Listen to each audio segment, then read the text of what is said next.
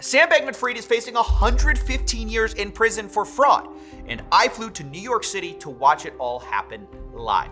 We'll be breaking it all down here in the $40 million Bahama penthouse, what happened with FTX, who the big players are, and everything about this trial, start to finish. But first, let me be honest, this is not a quick story. I'm gonna simplify, but try not to oversimplify, which is difficult given that there are 1,000 pages of transcripts and government evidence. So to tackle this, here's what I'm gonna do. I'm gonna give you the prosecution and defense's arguments in order as the jury would hear them, two competing visions for what happened with FTX. Then we'll give you the witness testimony that ultimately will decide the fate of one of the largest frauds we've ever seen. And you at home can decide what you believe. Is Sam innocent or guilty? Let's get started. All right, this is pretty boring. They just selected the jury. All right, this is where things get more interesting. We got opening statements today. The prosecution's arguments is basically that Sam Bankman Fried created an elaborate fraud using two companies. FTX, where customers could go deposit their money, and Alameda Research, which then stole that money from FTX. Now, on the surface, Alameda was a trading firm and a market maker. Both FTX and Alameda were controlled by Sam, but it kind of looked like they were separate entities, like they were both successful but separate. Now, that wasn't true. The companies weren't separate, and Alameda Research got special privileges which they used to steal the customers' money. By the time anyone found out, it was already too late. According to the prosecution's lawyers, a year ago, the truth started to come out. Customers tried to get their money back, but that money, the customer's money, was gone. The defendant had taken it. Now, on the other side, you have the defense, who says, yeah, FTX collapsed, but Sam didn't intend to defraud anyone. Quote, Sam believed that loans that FTX made to Alameda were permitted and backed by reasonable security. But if that's true, why did things fail? Well, think of FTX like a plane. Sam and his colleagues were building the plane as they were flying it. I mean, it's so easy to blame people in hindsight, but is it that simple? Quote, to listen to the government's openings, there were no employees. It was Sam doing everything by himself. That wasn't true. No one person, no CEO, certainly not Sam, could be everywhere. And as a result, some things got overlooked. And the defense is right. 8 billion things did indeed go overlooked. But their point is this. If blame is to go anywhere, look at who was actually the CEO of Alameda Research at the time. It wasn't Sam. It was his ex-girlfriend, Caroline Ellison. And speaking of Caroline, she's going to be testifying later against Sam in this trial. So the defense is eager to discredit her and the other FTX executives who are also testifying against Sam. The defense says that all these people entered cooperation agreements, which incentivizes them to testify against Sam and make him sound as bad as possible to get their sentence lessened. Or as they would put it, quote, are they spinning things that Sam said that were good faith business decisions and now claiming they were sinister and they knew it all along? That's the story of the prosecution and the defense.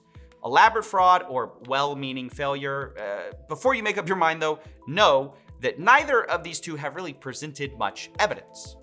So to believe either of their stories, that's really what we're waiting for. And of course, that's gonna come through witnesses. And speaking of witnesses, this is where things get pretty lopsided, to be honest.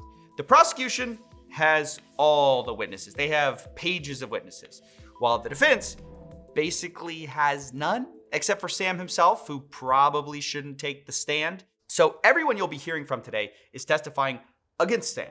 And with that in mind, let's kick off with our first witness. It's a customer of FTX, Mark Anthony Juilliard. Now, the first thing we find out is that Mark had $100,000 on FTX right before everything collapsed. And he saw Sam Bankman Fried tweet this: FTX is fine. Assets are fine. FTX has enough to cover all client holdings. We don't invest client assets, even in treasuries. And Mark, seeing this and trusting Sam, didn't withdraw his money in early November, only to realize later he couldn't withdraw it and FTX declared bankruptcy. The point is, Mark was hurt because Sam Bankman Fried lied about FTX being fine, or so the prosecution says. Now, the defense's turn came to cross-examine him, and they said, hey, you knew crypto was new and also a risky asset, didn't you? Yes. You could make a lot, you could also lose a lot. Yes. The defense asked Mark if he had read the terms of service. Mark said he did not. Which I get what they're doing here, they're just kind of making him seem reckless, but I found it personally besides the point, which is that SBF lied about the health of his company. I found it unconvincing, but you guys know I'm a little biased here. Now, up next, the prosecution calls their next witness, Adam Yedidia, who is a long-term friend of Sam Bankman Fried. Not only that, Adam worked at FTX, and he was asked to explain why he abruptly quit one day. He says, quote, "I learned that Alameda Research had used customer deposits to pay back its loans to creditors," which might sound bad, but it's about to get a lot worse. All right, Adam Yedidia is still up, and he explains that early on, FTX had trouble opening its own bank account. So to get customer money in, quote, "the deposits were received in a different bank account labeled the North Dimension bank account. Who controlled it? Alameda," according to Adam. Adam claims that if he knew Alameda was spending the money, it would have raised concerns for him. Why? Well, then the money wouldn't be there for the customer if the customer wanted it. And here's where we learned about an account called the fiat@ftx.com account. This was the internal account where FTX tracked how much Alameda owed them for their customer deposits. Why is this important? Well, Adam found out by looking at it one day that Alameda owed FTX $8 billion in 2022, which concerned him. Quote, "I had a conversation with Sam. What was your reaction to this $8 billion liability that led to your conversation with Sam? It concerned me. Why did it concern you? It seemed like a lot of money for Alameda to be owing FTX, and I wanted to be certain that Alameda could repay that debt." Spoiler alert, it couldn't. Now, Sam allegedly responded at the time, "We were bulletproof last year," being 2021, "but we're not bulletproof this year." In cross-examination, the defense tried to ask Adam about Sam's car, which, if that feels unrelated to this point, it is. They say, quote, "Do you know what car he did drive?" No. "Did you recall seeing a Toyota Corolla?"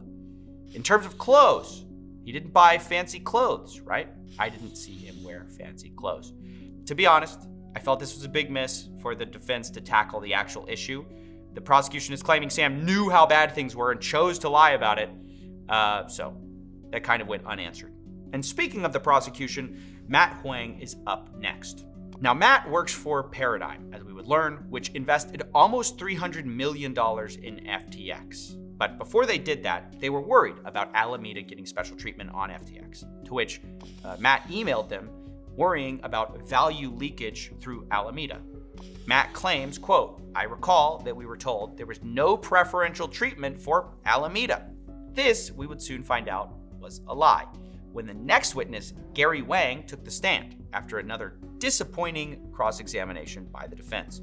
Now, who's Gary Wang? He's really important. He's the co-founder of both FTX and Alameda Research. He's super important because he was present for all the big moments. And he claims basically the opposite of Sam. Sam said there was no preferential treatment of Alameda. Gary says, "We gave special privileges to Alameda Research on FTX, which allowed it to withdraw unlimited amounts of funds from the platform, and we lied about this to the public." Now remember, the jury just heard from our last witness that there was no special privileges. And then the co-founder's like, "Yeah, we did, and we lied about it." This entire section was pretty horrible for the defense. Gary's asked, question, "Did you commit financial crimes while working at FTX?" Yes. "Did you commit these crimes by yourself or with other people?" With other people. Who are the main other people? Sam Bankman Fried, Dashad Singh, and Caroline Ellison. Now, all those other people took cooperation agreements against Sam, so it's like all the people who are at this company are all pointing their finger at this one guy. But we're not even done yet. Today, the prosecution shows Gary Wang's code, which he wrote for FTX, which gave Alameda Research special privileges. In it, there's this special function they created called allow negative, which was switched on for Alameda Research and basically no one else. In the code, they show that if an account had that, they were allowed to have negative balances without anything happening. Now, this meant two things. One, if Alameda Research made a bad trade, nothing happened. And two, it allowed Alameda to basically have infinite withdrawals from FTX. Again, from the transcript, question, so did this special advantage allow Alameda to make unlimited withdrawals off the FTX exchange? Yes. If Alameda's account balance was 0 or negative and it used this special advantage to withdraw Bitcoin, whose Bitcoin would it be withdrawing? Answer, from customers. It would be withdrawing customers' Bitcoin. Now, that says it all. And the point of this testimony is not just to highlight that Alameda could and did steal money from customers. It was also showing that Sam was kind of willing to lie about that fact, because the prosecution then shows a tweet from 2019 when Sam is asked once again about conflicts of interest running FTX and a trading firm, Alameda, which runs their trades on FTX. Sam's response was that Alameda's account is just like everyone else's. And the beating didn't stop there. The prosecution then hammered Sam on this insurance fund thing they had. If you don't know what that is, basically, in the event that FTX took losses, they claimed that there was this insurance fund, which they bragged in a tweet was worth over $100 million. Gary Wang then explained that the purpose of this fund was this, quote, if an account does not get liquidated in time, that other customers of FTX won't be affected. Makes sense. An $100 million insurance fund does sound comforting, if it were true. Turns out, FTX lied. Question, was the number on this tweet accurate? Answer, no. Why not? For one, there's no FTT in the insurance fund. And two, the number does not match. What do you mean it does not match? The number in the databases was a different number. Question, is it a real number? Answer, no. So it's a fake number, yes. Was the real number higher or lower than the fake number? Lower. So they just faked the number to look better? But if you're wondering how, the prosecution pulls up the code. And they ask Gary, hey, it looks like it takes the daily volume, multiplies it by a random number, and divides by 1 billion. Answer, yes. Does that number have anything to do with the actual number of the insurance fund? No. This was the exact moment, guys. I knew I had to go visit this trial in person. I knew things were bad with FTX. I didn't know they were make things up with random numbers levels of bad for our insurance fund. So based on this, I took the next flight out to New York City from the Bahamas, and I can't believe what I saw. Now, I'm gonna warn you guys right now, they didn't allow us to film in here, so all I got was really just a little bit of B-roll. But in terms of experiencing it, I really got a feeling for what it was like in the actual courtroom, seeing Caroline, seeing Sam, seeing Gary, which brings us to... So Gary Wang is still on the stand in cross-examination. At this point, I'm in the courtroom with my little notebook, and I followed the trial around enough to know that the defense really needs to land some jabs here, right? They've been taking a beating so far. So, I take my seat and I get ready for fireworks, right? This is their moment. And to their credit, the defense brings up something called NAV, net asset value. This is their silver bullet. Question, are you familiar with the term net asset value? Yes. That's sometimes called NAV? Yes. It just means that your assets minus your liabilities, right? Roughly speaking, yes. If you have a positive NAV, you have more assets than you have liabilities, right? Yes. The defense then goes on to get Gary to admit that technically in 2022, he calculated that Alameda's net asset value was positive. Gary says yes, and they push again. Isn't it true that Alameda's net asset value remained positive all the way up to November of 2022, which is when things collapsed? Answer, it depends a lot on how much value you assign to Alameda's investments, which is kind of true, but it's also a lot of a dodge. Even from my very biased perspective, I was writing in here, I was just I don't know. The actual answer from Gary should have been here, yes, that's true. Alameda's balance sheets showed a positive net asset value as late as November, but the nuance of why is what really matters here. To understand it, we're going to have to explain liquid versus illiquid assets. So to do that, I've flown out everyone's favorite bartender, Maxwell, to talk about it. What are you doing? Where's the bar? What bar? We're doing the thing, right? Margot Robot in a bubble bath? Margot Robot in a... What are you talking about? You know, The Big Short. Famous scene, great movie. I know what The Big Short is. We're not doing The Big Short. I think he's still taking the Michael Lewis thing pretty seriously. I can't watch this. Just explain the thing. Aye, boss. Alright, so basically Sam Bankman Fried had found a way to borrow billions from his customers and billions from crypto lenders, but didn't have the money to pay everyone back. So he decides to bluff by loading Alameda's balance sheet with the liquid assets. The catch was, these looked valuable on paper, but were actually unsellable and super risky. Venture capital, Sam's crypto coins, interparty loans, when you hear them talk about these liquid assets, think shit. Meanwhile, what Sam owed was all liquid, things with immediate value. And that's how FTX could go bankrupt even when their net asset value was positive. Their assets were shit, and the debts were legit. It's that simple. Got it? Good. Now off. All right, I hope that helped. I certainly will never forget what I just saw. But now, Caroline Ellison is going to take the stand and talk a great deal about these illiquid assets.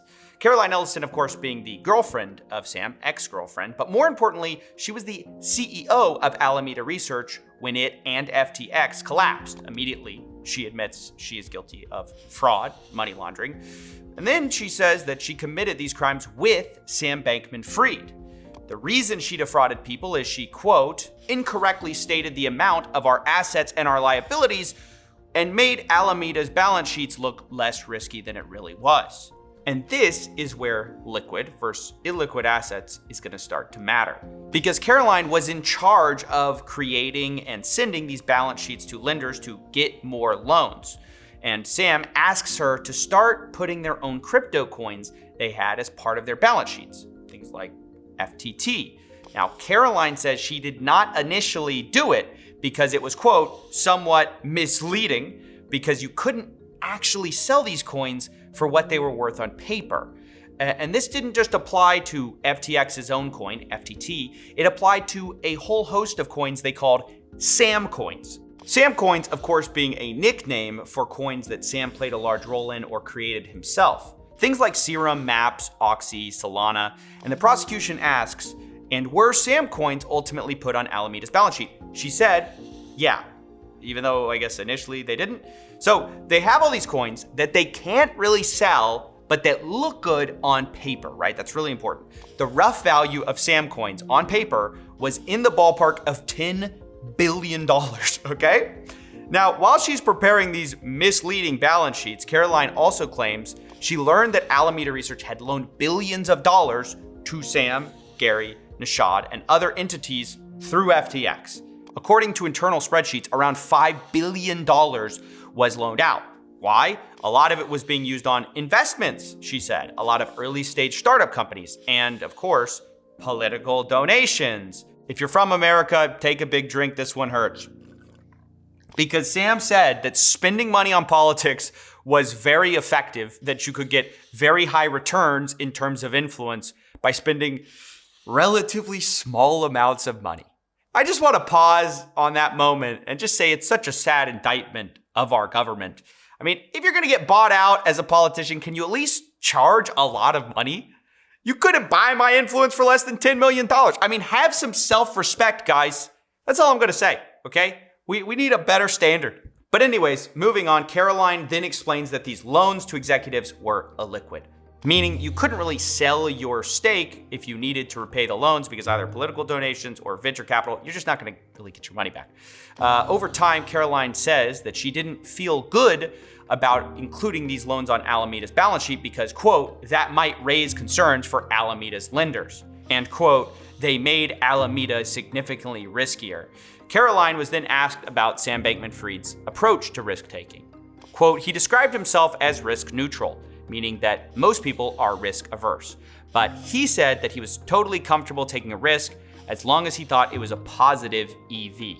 EV meaning expected value. Caroline was asked if Sam gave an example of this, and he did. He would be happy to flip a coin, and if it came up tails, the world was destroyed. As long as if it came up heads, the world would be more than like twice as good. Okay, the prosecution, I think, did not stay on this point enough. This is insane. Of course it's not risk neutral. It's degenerate gambler behavior. This sounds like my uncle betting it all on 00 in Vegas, telling me he has a system. I mean, there's nothing risk neutral about being willing to bet the world's destruction on a coin toss. In fact, it was so bad, the prosecution then asked for a break. And when they came back, the government then shows this exhibit, which is an internal note. The part in gray was written by Sam.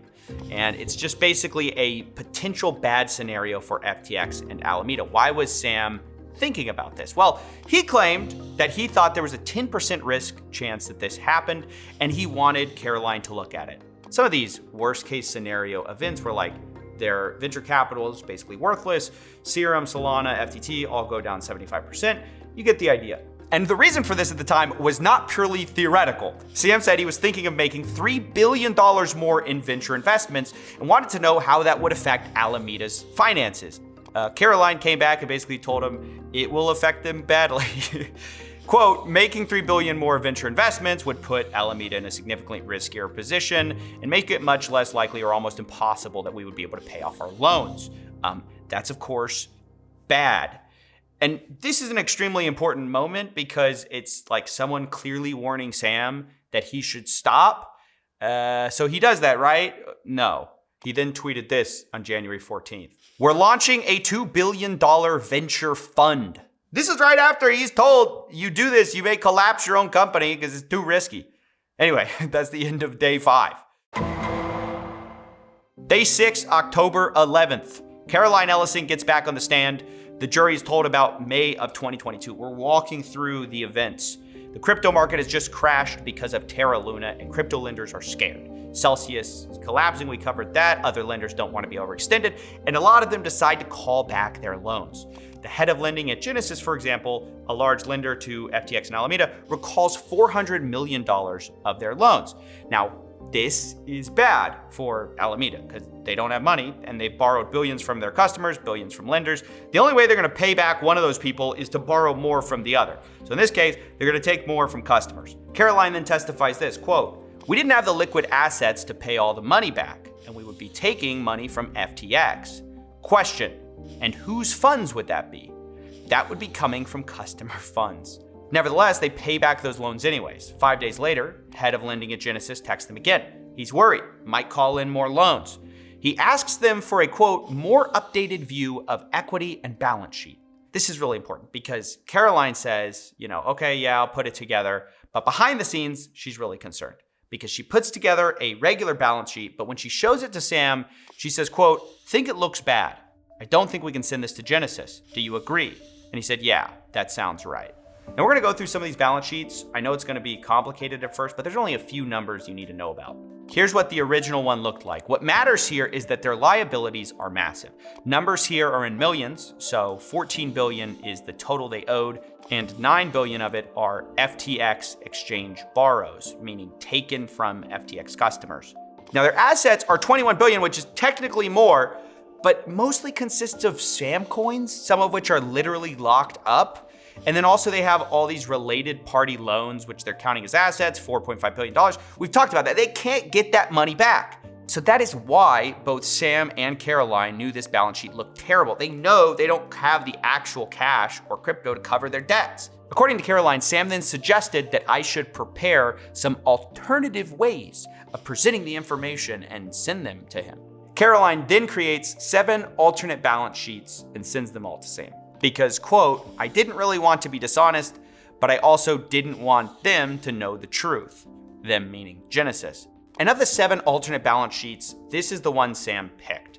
In a side-by-side, you can notice a few things. Firstly, the related party loans is gone. So is the word exchange borrows. Caroline claims, quote, I deleted the related party loans and I also subtracted the same amount of money from FTX borrows so that our NAV would remain the same, but our total assets and total liabilities would both get lower, which to be clear is accounting fraud. But the reason they did this is what's actually important, which is, quote, the intended effect, this is Caroline, was to make Alameda look less risky than it was and to hide the fact that we were borrowing around $10 billion from FTX customers. And so what was the result of all that lying? Well, she sends it off to Genesis and it backfires because they keep recalling loans. All that effort and they're still asked to repay $500 million in $250 million clips. To be clear, this is the worst case scenario Sam had dreamed of coming true. By September, FTX's borrows will have gone up to $13.7 billion. If you remember, just a bit ago, 3 months ago, it was $9.9 billion. So things are spiraling out of control. And by November, things hit a breaking point when that fake balance sheet, which they sent Genesis, got leaked to CoinDesk, a publication, and people started to read it and realized that FTX just didn't have the money, and they started withdrawing from FTX. It's worth commenting here on the irony that this fake balance sheet, which was supposed to conceal how bad things were, was ultimately their downfall, because even with all the changes they made, it still looked so bad to scare customers. But ultimately the result was people just started withdrawing all their money and they couldn't, fulfill that, and they collapsed. I know a lot of people will point to CZ tweeting about FTX as like the catalyst for FTX collapsing, but actually that was just extra fuel to the fire. The truth was FTX and Alameda just didn't have the money. They hadn't had the money for a long period of time. And that information got leaked through this balance sheet.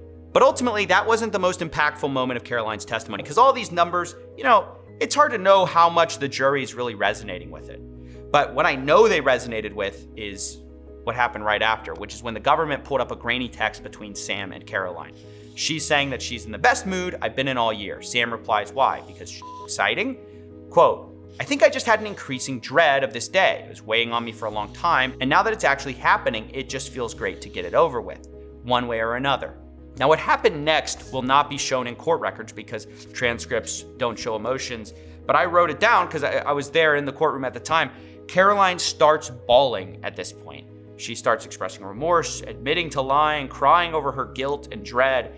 And look, I'm not gonna read you her whole statement there, but I was watching the jury, and I know for a fact they were moved by this. They might not have understood all the numbers. They might not have understood the embezzlement, but they understand when a CEO starts crying about how guilty they were about what they were doing, what they knew they were doing the whole time. And I think that was a really powerful moment. And that's basically the end of the day.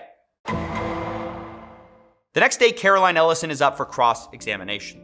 This is really the defense's chance to kind of land some shots. And of course, it doesn't happen. They try to focus in on the fact that Caroline is just trying to get a cooperation agreement, with the government. The implication being that the only reason she admitted that, she defrauded people, the only reason she's crying is because she wants to get a deal. But the problem with this was that then in redirect, this gets used against the defense when the prosecution uses that to release a tape showing Ellison admitting all of this prior in an all-hands meeting. Starting last year, Alameda was kind of borrowing a bunch of money via open-term loans and use that to make various illiquid investments. So a bunch of FTX and FTX US equity, a bunch of other ventures, investments, etc.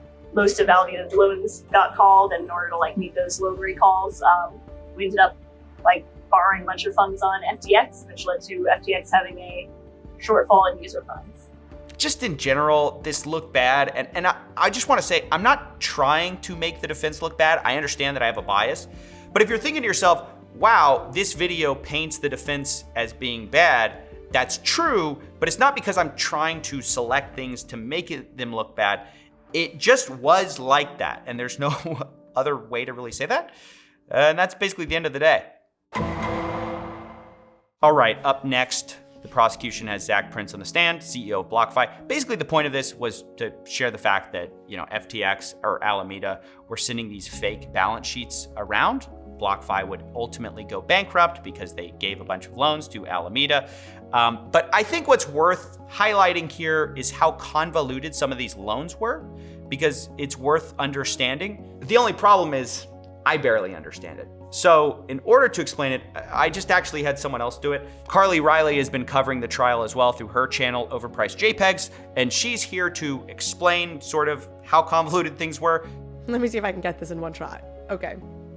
FTX US gives a $400 million line of credit to BlockFi, who then starts lending $800 million to Alameda, who in exchange for that $800 million posts collateral back to BlockFi, who hold it in an account that they have on FTX, who lends basically all customer deposits, including BlockFi's collateral deposits, to Alameda, who then uses that money they borrowed from FTX to partially pay back lenders, including BlockFi, who they paid back $150 million to in November of 2022 as everything was imploding. but they never finished paying them back because they went bankrupt. All right, big thanks to Carly for that. To be honest, even still afterwards, I don't fully understand exactly how the BlockFi thing worked, but usually when things are unnecessarily complicated, it's because someone's trying to hide a ball somewhere. So just understand that the reason a lot of these loans were structured in such a convoluted way was ultimately so that Alameda or FTX could benefit. And that's ultimately what happened. They ended up basically siphoning money out of BlockFi. All right, today we have another big witness, Nishad Singh. He's basically the head of engineering at FTX, but the reason he's important is because he describes finding out that Alameda had basically taken customer money and confronting Sam about it on this balcony, pictured here. Nishad says that he was pacing behind these baskets on the left, and Sam was reclined on one of the white-like chase chairs behind that. In fact, it's not too far from where we are now.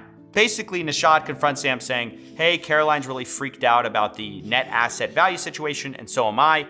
According to Nishad, Sam then replied, I'm not sure what there is to worry about. Net asset value is fantastic by almost any measure.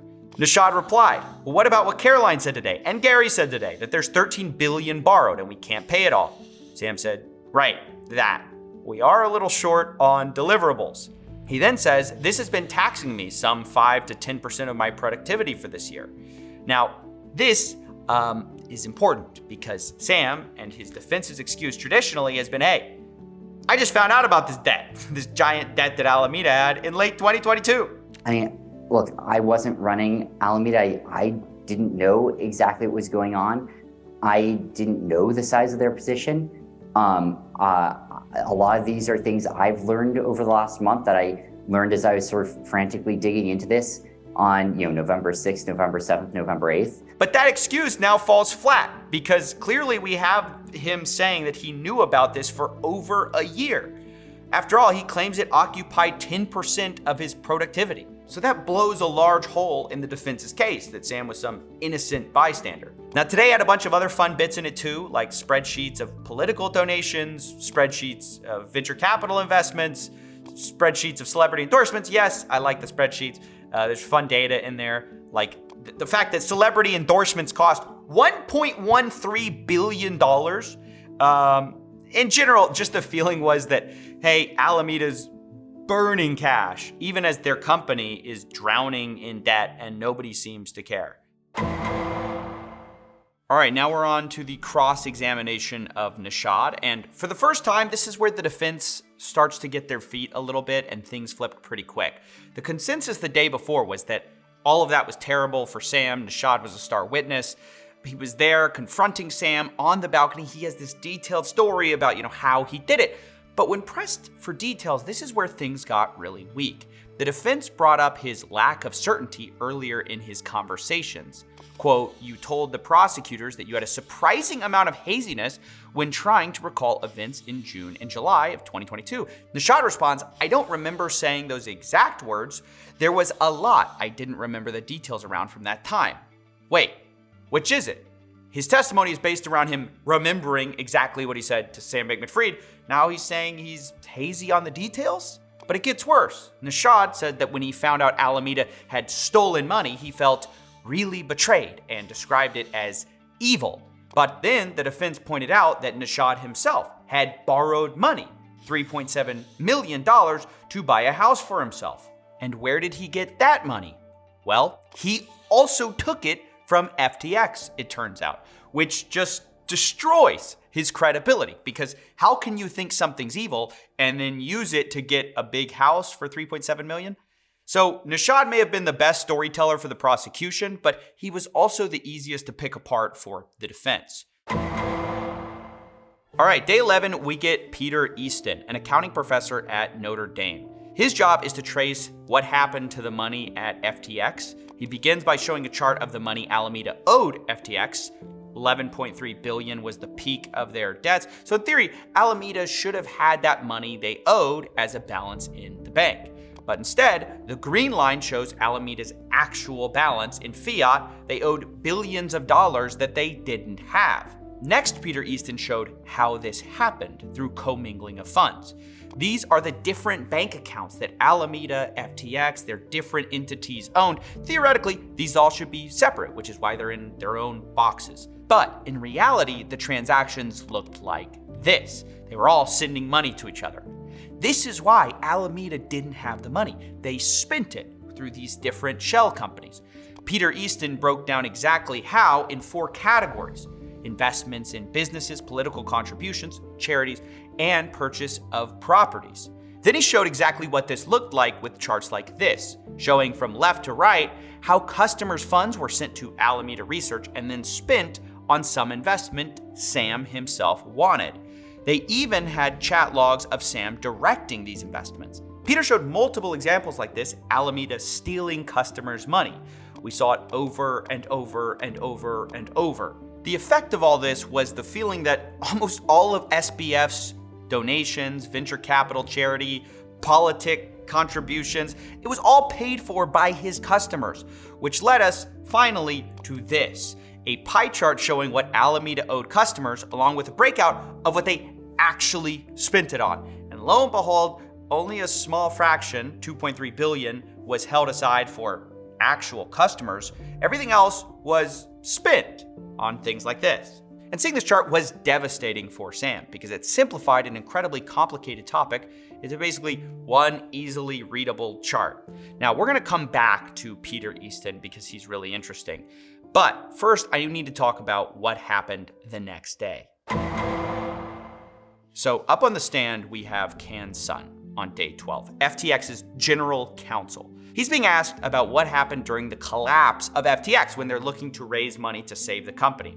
Now, at some point, they turn to a company called Apollo, which only is important because Apollo finds out FTX is $7 billion short on customer funds, and they ask Sam for a legal justification as to why the funds were missing at Alameda, and he asked me, Can Sun, to come up with a legal justification. The prosecution then asks, and did you come to any conclusions? Answer, yes, that there were no legal justifications for the money being taken away.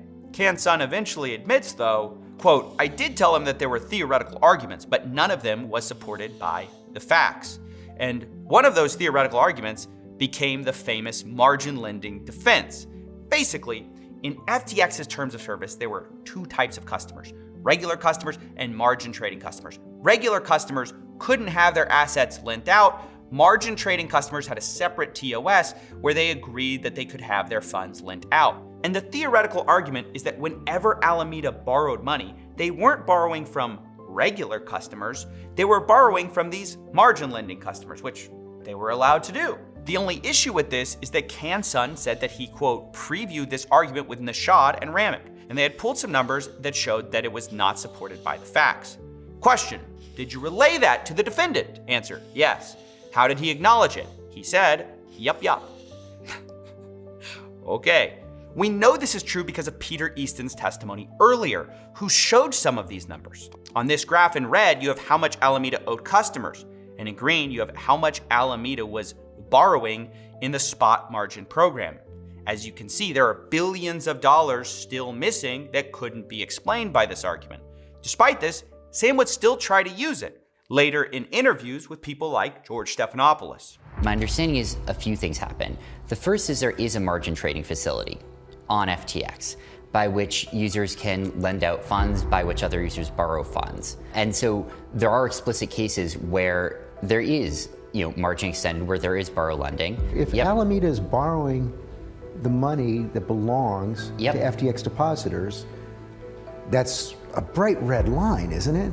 There are a lot of cases where that's actually explicitly part of the programs and that are but happening. Not here. Here it says that the digital assets may not be loaned to FTX trading. As you can see there, Sam is just sort of trying out this argument, see if anyone bites.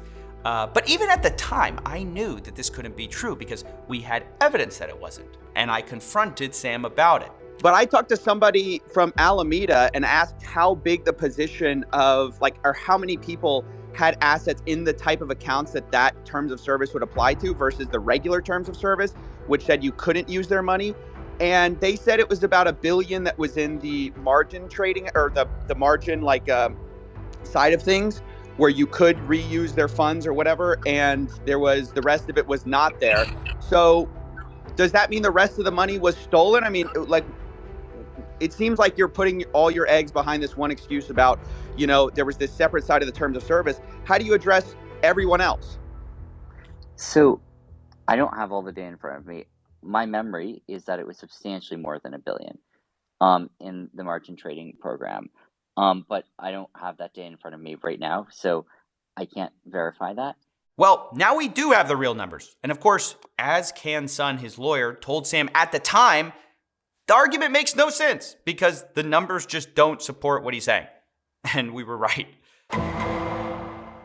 Day 13, this basically marks the end of the prosecution's case and the beginning of the defense's. Now, originally we said they didn't really have many people who were going to testify besides Sam Bankman Fried.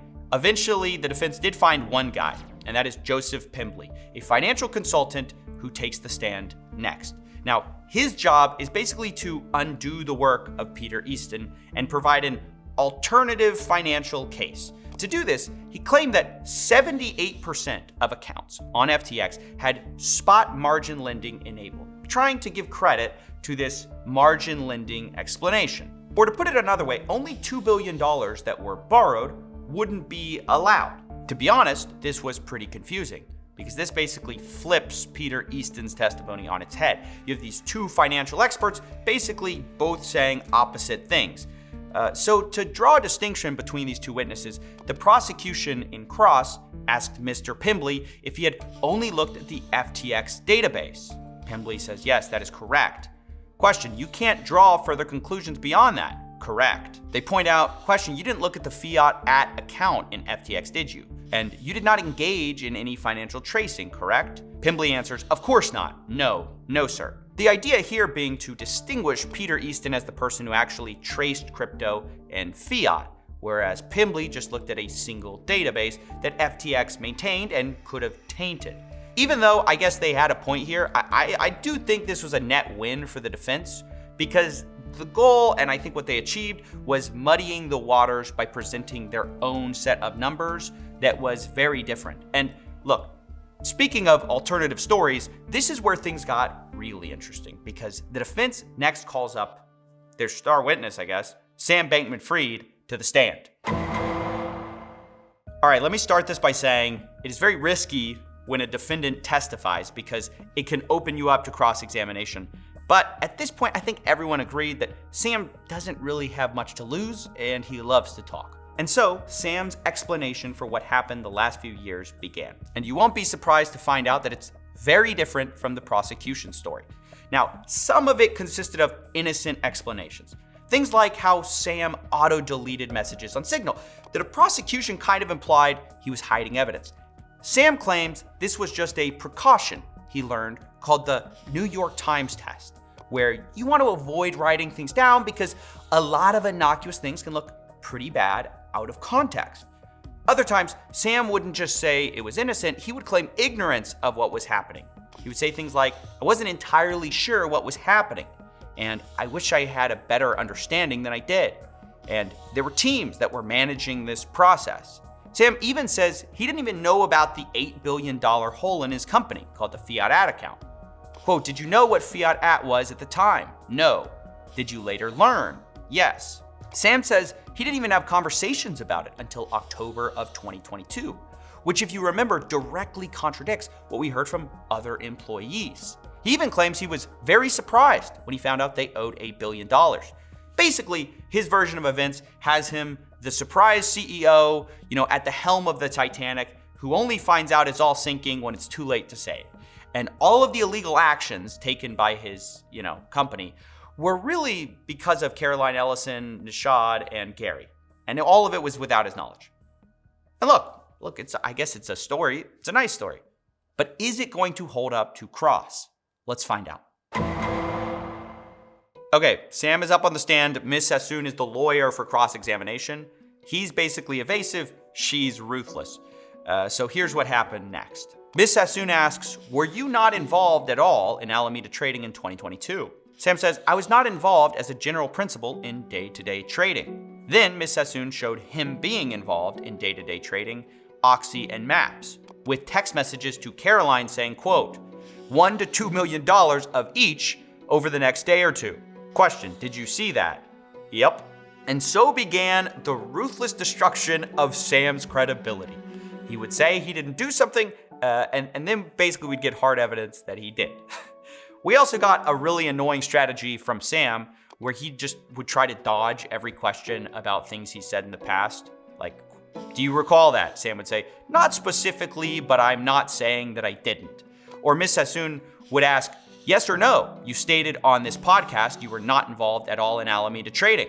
Sam, I don't recall what I said. And then we would just hear this. I wasn't super involved in Alameda. I was not involved at all in the trading. I hadn't been for years. Things continued like this, with Sam saying things like, I'm not sure, I don't remember, quote, I don't remember what I said. And Miss Sassoon each time would show him exactly what he said he doesn't remember. And Sam basically refused to say yes, even to things that were obviously true. Like a question, did you or did you not market FTX International as safe? Yes, he did that like a million times. He'd say, I don't specifically remember that, I'm not sure. Which, I'm not sure the benefit of saying you don't remember this, but there are definitely negatives to it, which was pissing off the judge and the jury. After all, Sam's whole case rests on his version of events, which is very different from everyone else's, but when pressed on basic statements he made, if he suddenly gets amnesia and can't recall, why should anyone believe it when he does recall things? This felt like a really big trap had been set for Sam, and he kind of just walked right into it. Not that things went better for him when he did answer, though, because at some point, Ms. Sassoon asked about regulation, and he did answer that. Question, you wanted your followers to think that consumer protection was important to you, right? Answer, sure. But this was really just for PR, wasn't it? Answer, no. She then pulls up a message Sam himself wrote and had him read it out to the jury, saying, yeah, just PR. F regulators. And look, that's a lot. Just on paper, that's already so damning, but having Sam himself actually repeat it back to the judge and jury just encapsulates this story so well, because from the beginning, Sam believed he can talk his way out of this, only to have himself eviscerated, not necessarily by other people, but by his own words most of all. There's just something so poetic about that. And look, cross-examination went on for a while, but I think that was the most powerful moment for me personally. And it concludes the major revelations from his testimony. So now, after hearing all the evidence, I think it's time for a jury decision. All right, we have a verdict. It's only been 3 hours since the jury started deliberating, which usually means it was a fast decision. So if you want to put in your thoughts at home, I have the verdict right here. All 7 counts, guilty, baby. So this is a pretty happy ending, obviously, for me, but we won't know the sentencing until March. In fact, I think it's a happy ending for a lot of the customers, at least some cold comfort that there looks like there's going to be some justice done here. And for this case, for now, it's over. Either way, hope you enjoyed this detailed look at the FTX trial. Thanks for watching. Okay, before you go, I just wanted to say I'm going to be releasing some tasteful photos for my bathtub shoot on Patreon as wallpapers. Coffee hasn't paid his tab in weeks, and I'm broke. What are you whispering about over there? Oh, nothing. I'm just telling everybody they can get early access to these amazing videos on Patreon by supporting us. Hey, that's actually pretty nice. Thanks, Maxwell. You know, and to think I was mad at you earlier. All is forgiven. That's good. You know, last thing, I found this camera of yours, and there's some pretty insane photos you took. We're deleting these, right? We can't show the public this. Oh, those? Of course. You know, you've been working so hard. Let me take care of that for you. You get going now. Wow, thanks. Yeah, sure. Just take care of it. And I think I'm done with the $40 million penthouse. See you back at the bar.